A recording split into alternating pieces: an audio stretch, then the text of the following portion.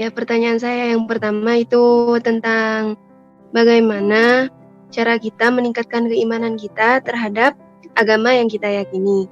Ya. Dan bagaimana caranya mensinkronkan antara iman, Islam, dan ihsan. Wih, Wis, luar biasa ya. gimana itu ya? Dan pertanyaan yang kedua,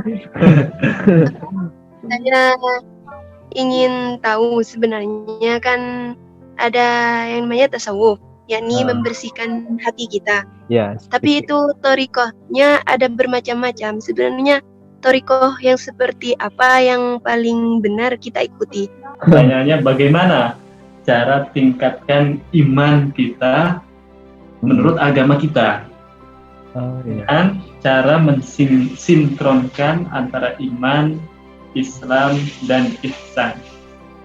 Oke, gini. Gimana cara untuk meningkatkan iman? Iman itu kan muaranya di hati gitu ya. Hati itu kolbun.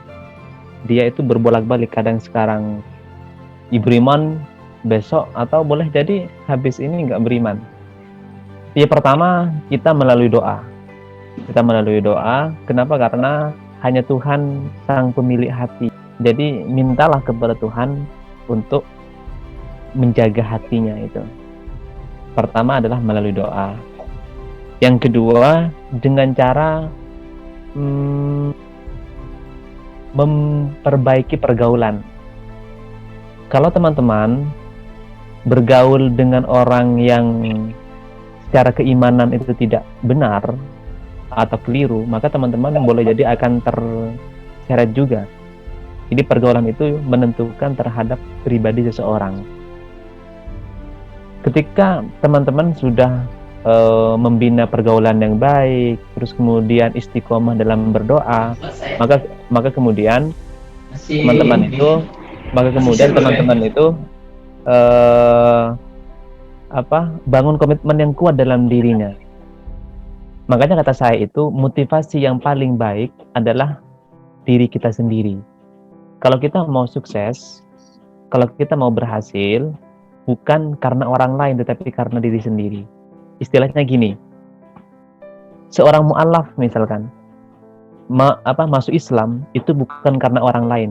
Kalau dia itu mu'alaf karena orang lain dan orang lain dan orang lain tersebut itu suatu ketika misalkan berubah, maka kita akan berubah juga. Tapi kalau mu'alaf karena kita, maka hatinya itu maka itu akan bisa jadi awet. Nah, itu.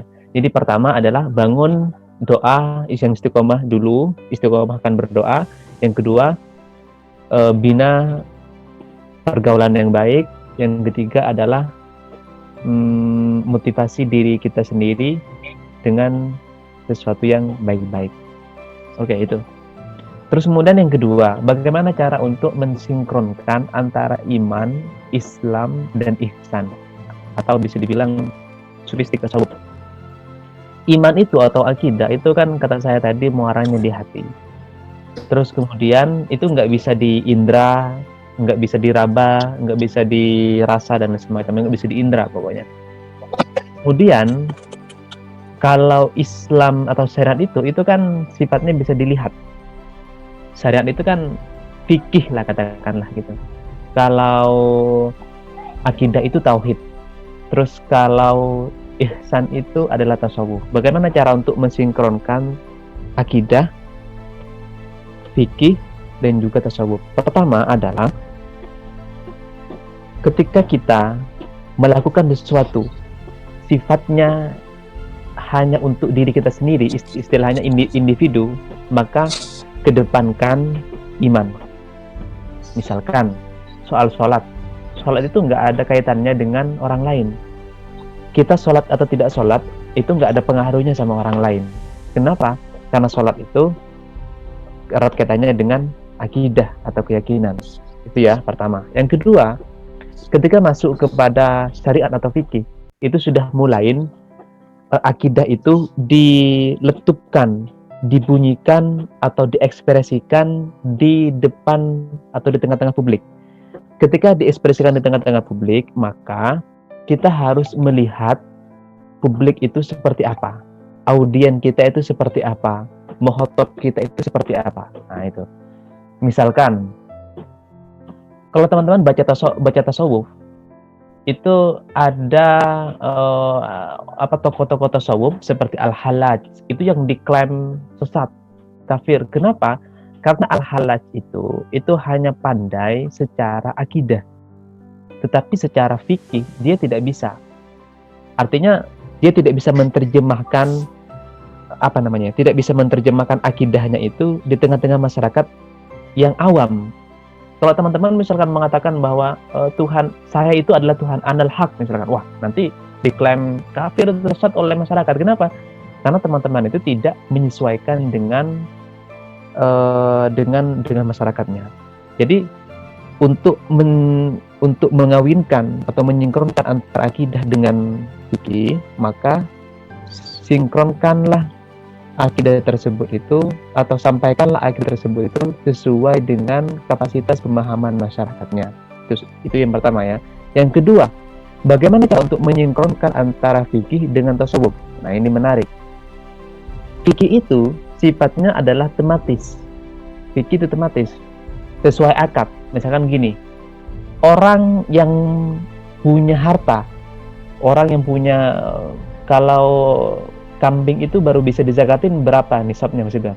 40 ya, kalau nggak salah. Berapa ya? 40 ya? Ya, 40. 40, oke. 40. 40. Jadi nisab kambing itu 40. Nah, ketika nyampe 40 itu masih nunggu 1 tahun. Namanya haul. Nah, kalau dalam fikih ini boleh zakat ketika nyampe satu nisab dan nyampe haul. Gimana kalau misalkan kita tidak pakai tasawuf, hanya pakai fikihnya aja? Contohnya gini, udah nyampe 40, kita udah punya 40 kambing, ternyata pas udah mau nyampe 1 tahun, kita kurangin yang 40 itu, jual. Jadi tinggal berapa? Tinggal 39. Apakah wajib zakat? Tidak wajib. Kalau secara fikih itu tidak wajib. Bahkan tidak salah dan tidak berdosa secara fikih. Tetapi secara tasawuf, orang ini istilahnya tidak berakhlak. Kenapa? Karena dia pelit. Seharusnya jangan hitung-hitungan. Kalau fikih, kalau tasawuf itu sofistik itu tidak hitung-hitungan. Kenapa? Karena melihat kepada hati. Jadi untuk mensinkronkan antara fikih dengan sofistik itu adalah dengan cara kita melihat sesuatu secara rasional, tetapi jangan melupakan sesuatu yang irasional juga. Karena sesuatu yang irasional itu juga bisa membersihkan kekotoran hati kita. Gitu maksudnya. Ya, Mbak Aila sudah masuk ya?